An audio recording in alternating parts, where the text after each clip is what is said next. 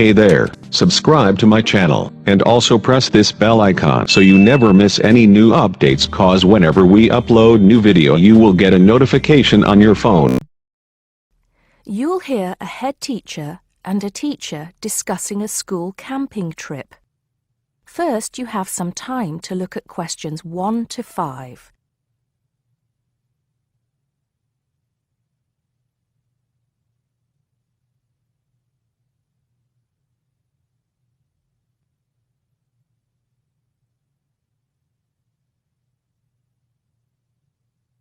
Now we shall begin.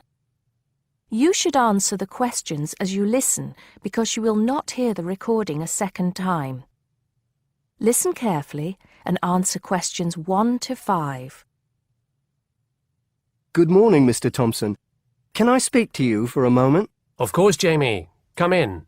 Have a seat. I've just finished looking through the reports for this term. It looks like the pupils are doing very well. Yes, I think they are. It's all going fine. So, Jamie, what's on your mind? Well, I've been thinking about next month's camping trip, the one for Year 10. Yes, we've got it scheduled for the 23rd to the 26th, if I'm not mistaken. Actually, I think it's the 24th to the 27th. Let's just check. Oh, right. Yes, you're right. So... Well, I've been thinking about how we might possibly make this year's event even better than last year's. Not that last year's wasn't great, but... Suggestions for improvement are always welcome, Jamie. So, what have you been thinking about? Well, to tell the truth, I wasn't completely happy with the camp we used last year. It was rather small, and I didn't feel that the grounds were particularly well kept. Go on. I did some searching, and I think I found the perfect spot. It's called Shepton Meadows, and... Is that the campsite in the Lake District? No, actually it's just outside Carlisle. It's a huge site, and it's on a lovely lake, Lake Brant, I believe it's called. Half the site is forested, and the rest, the actual camping area, is grassy. For kids that rarely get to see anything more than concrete, it's ideal. And the facilities are amazing. There's a basketball court, a large pool, and a football pitch. There are well-marked trails through the forest for hiking, and the lake is there for swimming and other water sports. I believe there's even a lifeguard service. That sounds like it might suit our purposes perfectly. Did you happen to find out about availability and cost? Yes, as a matter of fact, I did. I called them yesterday evening, and there are plenty of spots available. And because we're a non-profit organisation, they said they would give me a reduction in the price. If I remember correctly, we paid £5 a head last year. Yes, per night, right? Yes, each child paid £10 for the 2 nights. Well, at this campsite, it's only £4 per night. And they told me that if we had over 50 children, which we do, they could give us a further 10% off. That's very reasonable, isn't it? Well, from what you've told me, I think we should probably go ahead and book. Excellent. I'm sure the children will love it. I'm sure they will. Before you hear the rest of the conversation, you have some time to look at questions 6 to 10.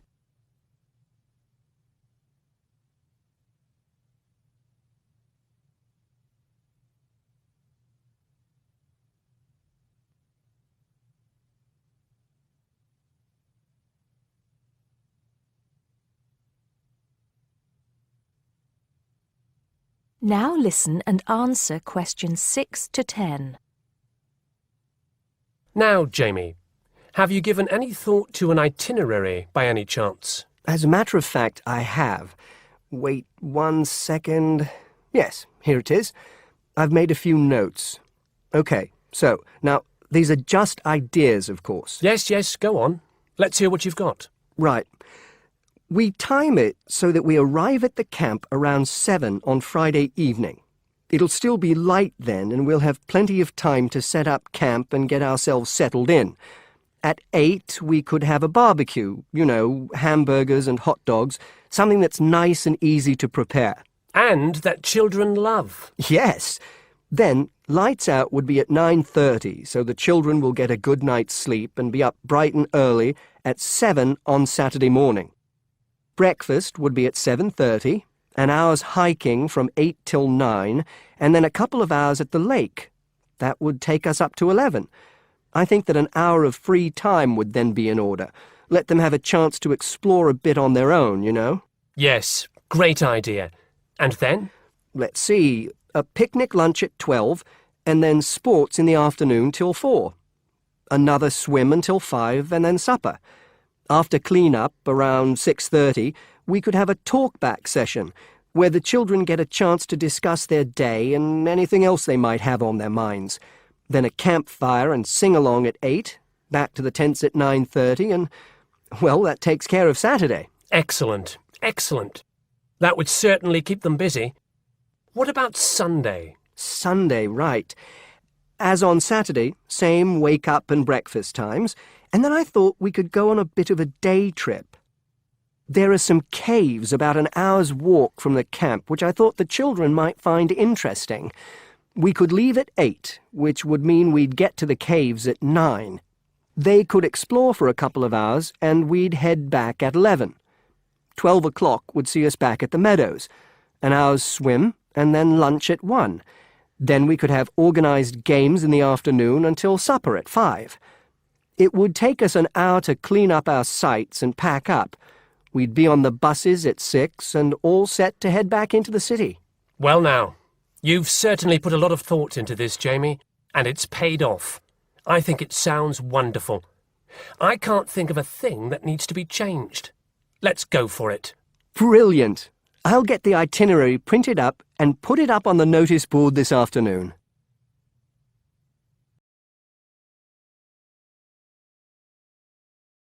That is the end of part 1.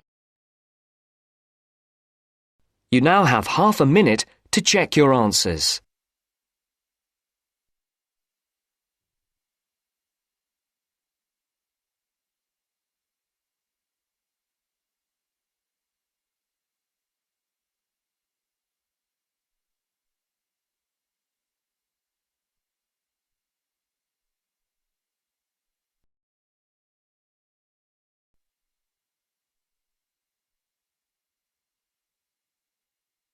Now turns to part 2. Part 2.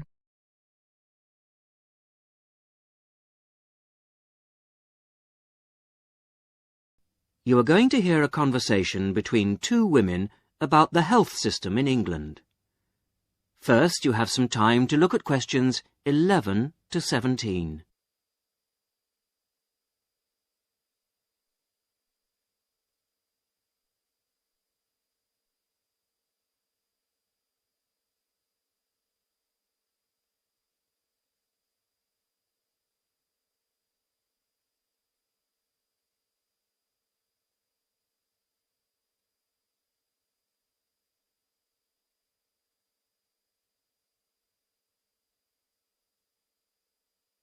Now listen to the first part of the conversation and answer questions 11 to 17.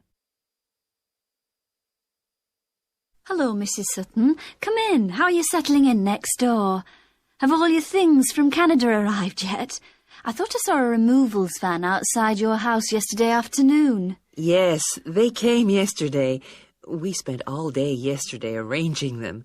It's beginning to feel a bit more like home now. Oh, that's good. Look, come in and sit down. Are you all right? You look a bit worried. Well, I am a bit. I'm sorry to bother you so early, Mrs. Smith, but I wonder if you could help me. Could you tell me how I can get hold of a doctor? Our daughter, Anna, isn't very well this morning, and I may have to call somebody out. She keeps being sick, and I am beginning to get a bit worried. I just don't know how the health system works here in England. All I know is that it's very different from ours back in Canada. Well, I don't know really where to start. Let me think. Well, the first thing you have to do is find a family doctor. Sometimes we call them general practitioners as well. Right. And register with him or her. If you live here, you've got to be on a doctor's list. If you're not, things can be a bit difficult. Nobody will come out to you if you're not registered. Anyway, they work in things called practices. Sort of small groups of family doctors all working together in the same buildings. Now, what you've got to do this morning is register with one of them. There are 2 practices near here, so we're quite well off for doctors in this part of Manchester. There's the Dean End Health Centre, about 10 minutes walk away. And there's another practice in South Hay. That's about 5 minutes away, going towards the town centre. We're registered at the Dean End one, but they're both okay. There are about 6 doctors in our practice and 4 in the other, so ours is quite big in comparison, and the building and everything's a bit more modern. South A is a bit old-fashioned, but the doctors are okay. Their only problem is that they don't have a proper appointment system. Sometimes you have to wait for ages there to see someone. Anyway, you go to the receptionist in whichever health centre and ask her to register you with a doctor there. You have to fill in a form, but it doesn't take long. Ours is called Dr. Jones, and we've been going to him for years, ever since we moved here 15 years ago. I wouldn't say he's brilliant, but I suppose he's all right, really. We're used to him now. They say he's very good with elderly people, but he does tend to get a bit impatient with children. Listen, the one who's supposed to be really good with small children is Dr. Shaw. I've heard lots of people say that. She's young and she's got small children of her own, so you could try registering with her. And if her list's full, I heard somebody say the other day that there's a really nice young doctor at South Hay, a Dr. Williams. He holds special clinics for people with back trouble, but that's not really your problem, is it? Now you have some time to look at questions 18 to 20.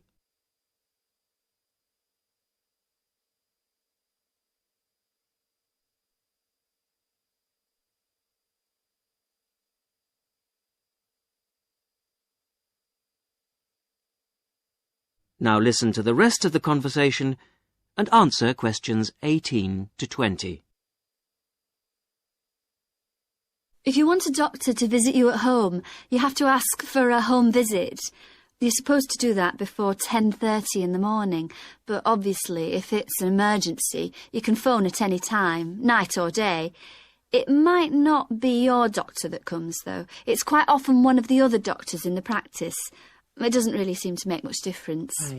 Otherwise, you make an appointment to see your doctor at the health centre. You usually get seen the same day. Not always, of course, but usually, as I say. They hold surgeries between 9 and 11:30 every weekday, and from 4 to 6:30 Monday to Thursday. Saturdays are only for emergencies. I see. When the doctor sees you, he gives you a prescription. He writes what medication you need on it, and you take it to a chemist's shop. There's one opposite the centre. If it's for a child under 16, you don't have to pay, so if it's for Anna, there's no problem. The same thing goes if you're unemployed or retired, or if you're pregnant. Just as well, because it's not cheap. You pay the same price for each item the doctor has prescribed. At the moment, it's something like £5 per item. So you pay for the medication, but the consultation with the doctor doesn't cost you anything. It's completely free as long as you're a resident here. You're going to be here for 3 years, aren't you? So, well, there shouldn't be any question of you paying anything to see the doctor. So that's one less problem to worry about. Look, Mrs. Sutton, if you want, I'll sit with your daughter for half an hour if you want to go down to the health centre to register. It's no trouble, really, don't worry. Are you sure you wouldn't mind? That would really help me a lot. I'll ask them if they can send someone round later to see Anna. I think I'll try the Dean End Centre. Good idea. Don't worry about Anna. Right. I'll be back as soon as I can.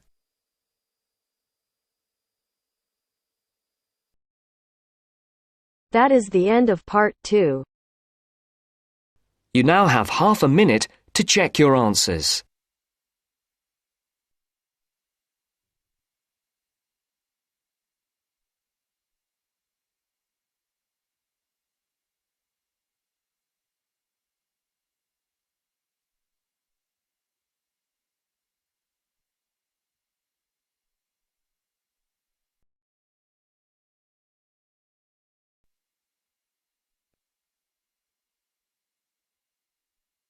Now turns to part 3. Part 3. You will hear a conversation between a tutor and two students, Amanda and Jake. First, you have some time to look at questions 21 to 25.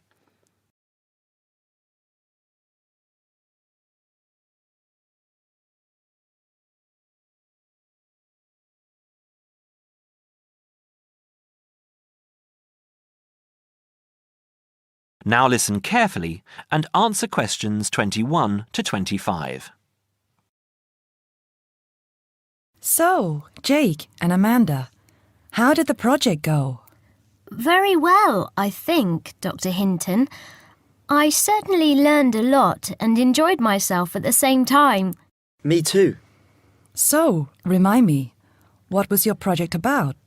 Basically, what makes successful people? Let's call them top achievers successful. Yes. How are they different from us? What do they do that other less successful people don't do? Interesting. And did you come to any conclusions? Quite a few, actually. Good. Share some with me then. Well, I'd always thought that a top achiever would be the sort of person who would bring work home every night and slave over it. But it appears not. Those types tend to peak early and then go into decline. They become addicted to work itself, with much less concern for results. We found that high achievers were certainly ready to work hard, but within strict limits. They knew how to relax, could leave their work at the office, prized close friends and family life, and spent a healthy amount of time with their children and friends. There's a lesson for us all there. Anyway, go on. It's also very important to choose a career which you enjoy, not just one that pays well or which assures you of a pension many years down the line. Surely that's important though, Amanda. Yes, I agree, but being happy in your work is far more important than anything else. Top achievers spend over 2/3 of their working hours on doing work they truly prefer and only 1/3 on disliked chores. They want internal satisfaction, not just external rewards such as pay rises and promotions. Before you hear the rest of the conversation, you have some time to look at questions 26 to 30.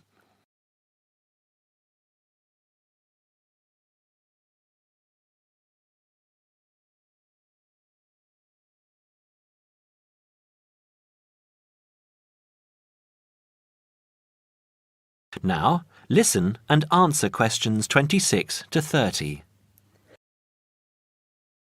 Actually, in the end, they often have both, because they enjoy what they are doing, so their work is better and their rewards higher.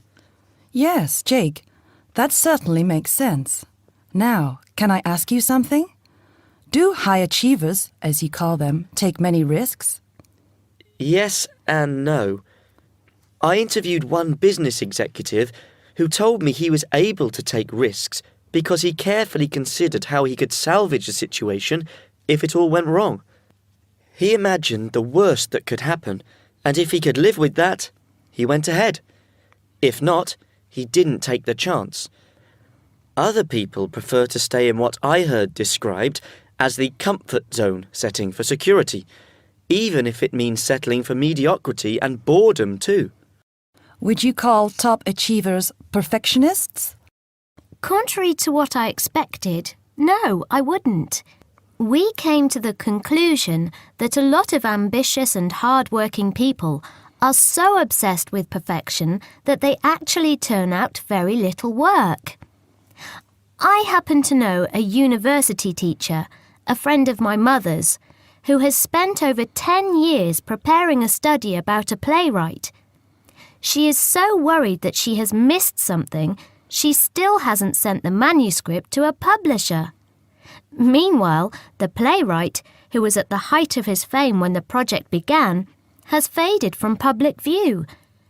The woman's study, even if finally published, will interest few people. So, what has this got to do with top achievers? Well, Top achievers are almost always free of the compulsion to be perfect. They don't think of their mistakes as failures.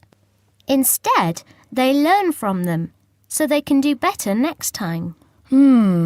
Well, would you call them competitive? High performers focus more on bettering their own previous efforts than on beating competitors. In fact, we, came to the conclusion that worrying too much about competitors' abilities and possible superiority can be self-defeating. Yes, and we found that top achievers tend to be team players rather than loners. They recognise that groups can solve certain complicated problems better than individuals and are eager to let other people do part of the work. Yes, loners, who are often over-concerned about rivals, can't delegate important work or decision-making. Their performance is limited because they must do everything themselves. Well, it looks as if you two have done a thorough job and learned something into the bargain too. Now, there are just a couple of points I'd like to clarify with you. That is the end of part 3. You now have half a minute to check your answers.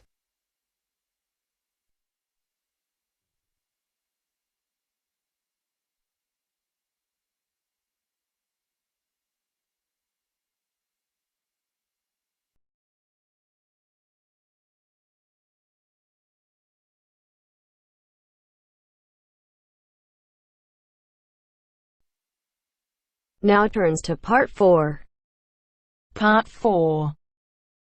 You will hear a talk from a series of lectures on the survival of our planet. Professor Samson talks about endangered species of flora and fauna. First, you'll have half a minute to look at questions 31 to 40.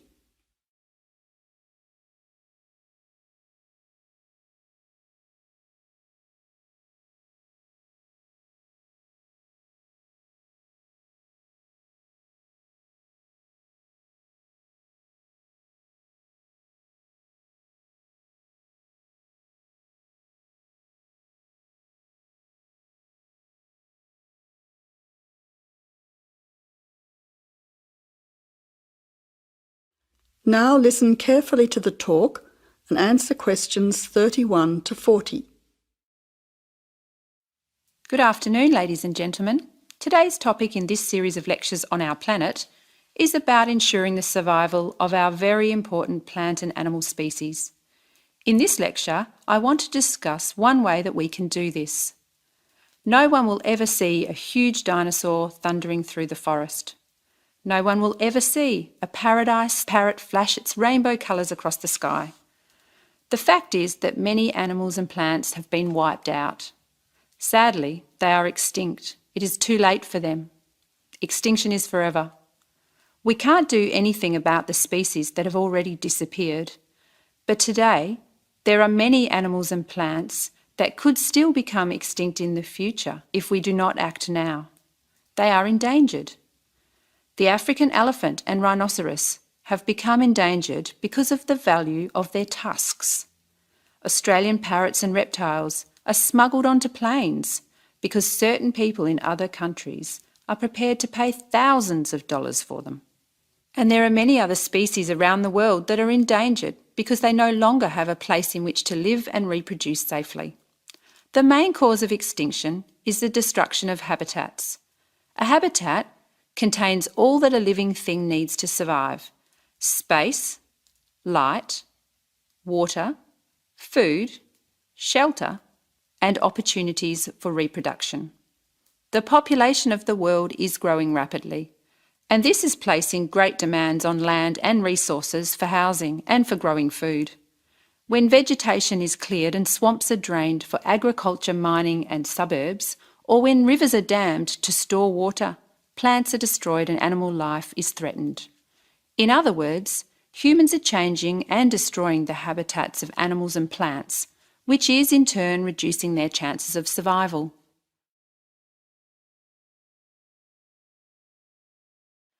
So how can we conserve habitats and help save endangered species? Well, one way is to protect their habitats permanently in national parks or nature reserves. National parks have been created in many countries. They encourage people to enjoy the beauty and diversity of the animals and plants that live there without harming them. By supporting and visiting these parks, people can become more aware of the species that live there and how the parks work to protect them. It is very important that, when visiting a national park, we keep them safe for future generations of plants and animals by obeying a few rules. Firstly, follow the fire regulations. Don't throw cigarettes or build fires, except at certain times of the year in especially allocated areas and facilities. Secondly, remember to leave pets at home.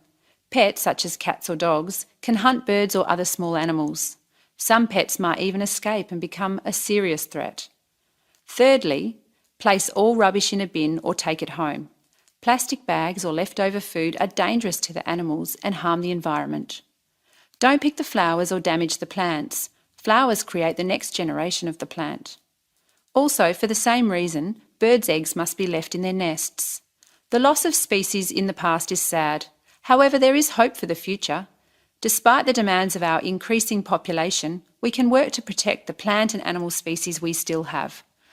So I would like to conclude by saying that I believe that, with strong public awareness and support of these national parks and reserves, the future of endangered species can be ensured.